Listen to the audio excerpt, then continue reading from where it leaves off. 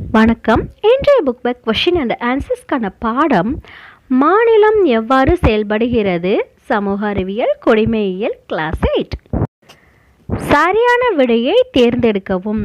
ஒரு மாநிலத்தின் ஆளுநர் யாரால் நியமிக்கப்படுகிறார்? ஆப்ஷன் ஆ, குடியரசுத் தலைவர். மாநில அமைச்சரவை குழுவின் தலைவர்?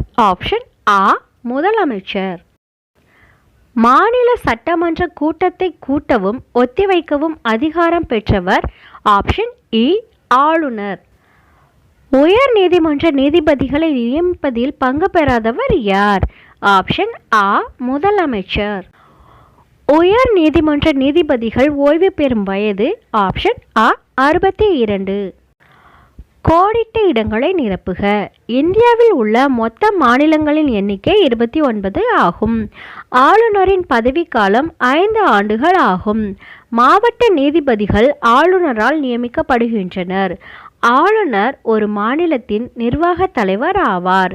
ஒருவர் சட்டப்பேரவை உறுப்பினராக 25 வயது நிறைவடைந்திருக்க வேண்டும். பொறுத்துக. ஆளுநர் பெயரளவு தலைவர். முதலமைச்சர் உண்மையான தலைவர். சட்டமன்ற பேரவை கீழவை. சட்டமன்ற மேலவை மேலவை.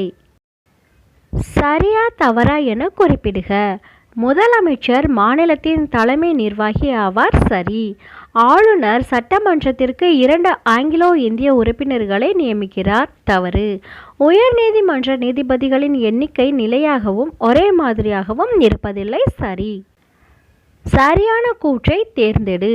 மாநில சட்டமன்ற உறுப்பினர்கள் கீழ்கண்டவர்களுள் யாரை தேர்ந்தெடுப்பதில் பங்கு பெறுகின்றனர்? குடியரசுத் தலைவர், துணை குடியரசுத் தலைவர், ராஜ்யசபை உறுப்பினர்கள், சட்டமன்ற மேலவை உறுப்பினர்கள். ஆப்ஷன் இ 1, 3 மற்றும் 4 சரி. 8ஆம் வகுப்பிற்கு தேவையான அனைத்து book back questions and answers பெற நம்ம சேனலை மறக்காமல் சப்ஸ்கிரைப் பண்ணுங்க. நன்றி.